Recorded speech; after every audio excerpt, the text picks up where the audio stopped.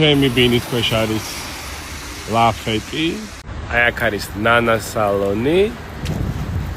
იქ არის ჩემი სახლი, აი ყავისფერი ფანჯარა ხედავთ და აივანი წინ.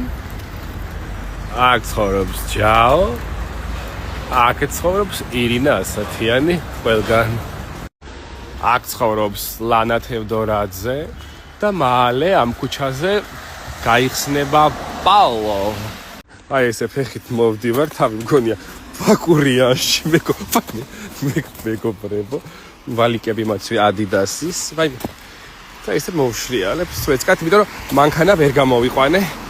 ფეხით დავშრიალებ და სხვათა შორის ეს ფეხით სიარული ძალიან მომწონს. წიგნების თაობის ულამაზესი აივანი მეგობრებო. ეს წამია გამოვწდი პაულოს ახალ ლოკაციას. და შემდეგ გაჩვენებთ აუცილებლად დაგათვალიერებინებ. ეხლა რემონტი მიმდინარეობს ჯერ კიდევ. აი ეს კიდე სტორი, ჩემი ნათია დემეტრაძის რესტორანი. ეს არის პიცერია დოლჩე. ნახეთ ალბათ ჩემი სტორები გახსნიდან.